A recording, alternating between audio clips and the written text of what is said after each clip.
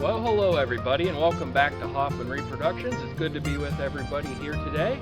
On our episode this time around, we're going to be talking about a common trade item in the 18th century, and in many sense, every bit as common today, the folding or pocket knife. Stay tuned, that's up next on Hoffman Reproductions.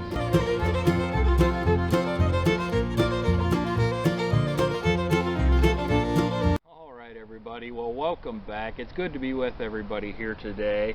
As we already stated, on today's episode we are going to be talking about pocket or folding knives, common items in the 18th century just as they are today. There were both fancy versions of pocket or folding knives in the 1700s, and just like today, depending on perhaps your social status, you may have one or the other. On today's video, we're going to focus on the more common or plainer varieties, even though during the 18th century there were many different types of pocket knives as we call them today. But as I already said, we're going to focus on just two plain varieties. We're going to focus on an English version and a French version that are known as friction folders. Now, friction folders, as the name implies, they utilize no back spring whatsoever. In other words, if you look at a modern slip joint pocket knife, they will have a back spring on the spine of the blade here in order to cause the function of the pocket knife to either open or close and hold it in its fixed position. Well, with friction folders such as this one here, it's just simply a ferrule or the wood portion of the handle that has been peened tight in order to hold it in place. A very common style and plain variety. These types of knives were known as peasants' knives or commoners' knives. Now, you may recognize the variety that I'm holding here as a penny knife. That's a name that has been associated with this particular knife, and I'll pan the camera around here in a little while so you can take a better look. And this variety was made in very large quantities, and in the region of Sheffield, England, they were responsible for producing many thousands of these for the trade industry here in North America as well as in Europe. And the name, nobody really knows where that name came from. The legend penny knife, a lot of people say that it cost 1 penny originally to purchase this. I haven't been able to run that down as of yet, but nonetheless the name stuck, and these are known as penny knives nowadays. But probably more appropriate during the 1700s as a commoner's or a peasant knife. And indeed they were made for the peasantry or common individuals who perhaps needed a folding knife but did not have a lot of money to spend on one. Well, this would give you a fairly sturdy, usable knife. They dated from approximately 1650 is when they seem to pop on the scene, so predates the 18th century a bit, and are actually still in use up to present time. This type of knife is being manufactured. The styling, though, however, on this one, and I have another one here that I'll show, is right out of the 18th century. The way that these are made, they were made in sort of a production line type. In other words, you'd have an individual that would be turning the wooden handles, another individual that was crafting the blade, and yet another individual who would be responsible for the final fit and finish. And thus they could turn them out quickly, reasonably cheap, and get them on to the trade market and up for sale. As far as the materials that they were made out of, beech and boxwood were popular choices for the handle. It was a common hardwood that was used for tool handles and knife handles. Typically they will carry an iron ferrule, although the one that I have here that I've made, I've utilized copper. And then it will have a large swollen blade at the top as that comes to an apex there on the spine of the blade. And my theory behind that is that it makes it easy to grasp. So when you shut that protrudes above the handle, and there's no thumb nick or nail nick to get it open, but you've got a lot of meat there to grab a hold of and get the blade open. So again, a plain, common type of knife for the 18th century, but one that was in very heavy use. And if you're portraying, you know, a soldier, militiaman, or any type of commoner or Native American, this knife would be at home in your kit. So that's an English variety. We'll move on to the French.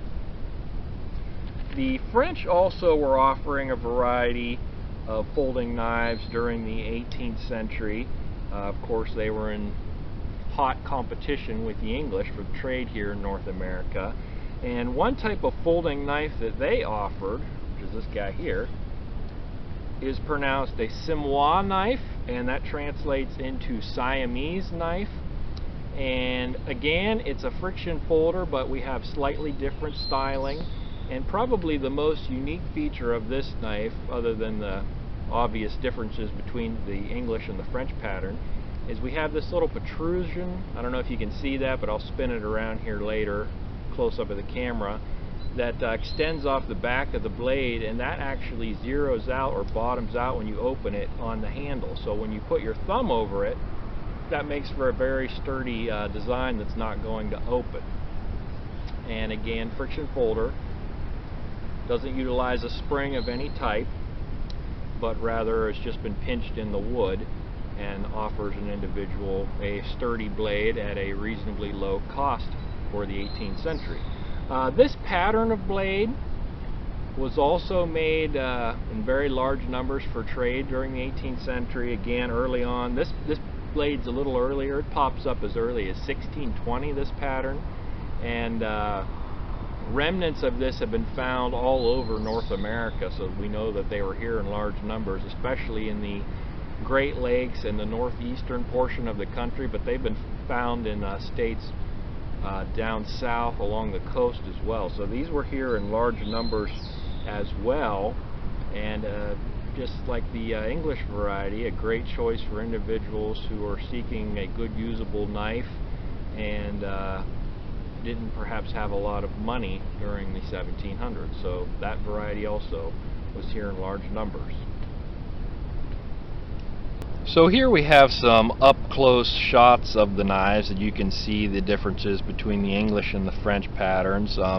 Originally, these would come in a few different sizes, as you can see here. These are a little bit different one to the next.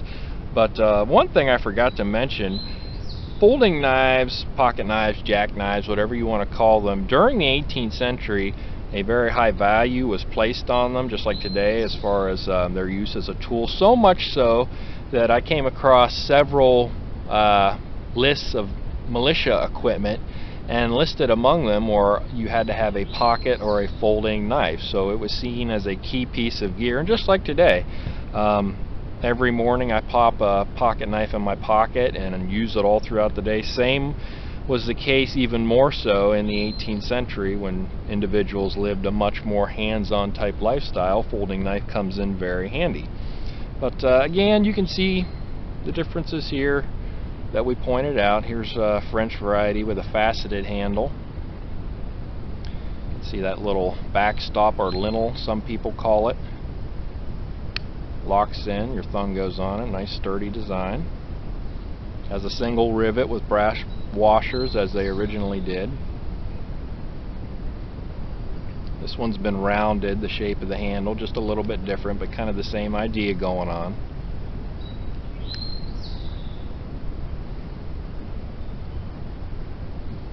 And then we've got the English or penny variety. As I said, the handles typically are beech or boxwood on these, but I went with North American hardwoods. This one is walnut. And the way that the English variety works, as far as staying open, it bottoms out on the ferrule, the back of the ferrule, and the downward pressure is what keeps it from folding all the way open, whereas the French variety has the integral forged piece on the blade going on there. And typically when you use one, you will hold it like this. If you hold it like that and try and use it, there's a real chance it'll flop over on your finger and give you a nice cut. But that's the difference in the function. We have this little guy here. Same basic idea. No two of these are ever alike. The handles are always round on the penny knives, so we know they were turned most likely on a lathe, and just every variety and shape that is round you can think of seems like was used. So I don't know if it was one week they would turn a particular pattern and then maybe the next week do another for a little bit of individual difference in the knife, but no two are ever really the same when you see originals, and they pop up from time to time because so many of them were made. A fair number of them survive till today. So that's that one. So again, English and French varieties, very useful today just like they were during the 1700s. Well, that's going to about do it for this video. Thank you everybody so much for tuning in, and we have hit 1,000 subscribers. So thank you very much. We really appreciate it. The channel is growing, and we hope to be able to continue this for a while and continue to grow and do more videos and cover more topics as time will allow. So once again everybody, thank you for tuning in, and we'll look forward to seeing you again here real soon.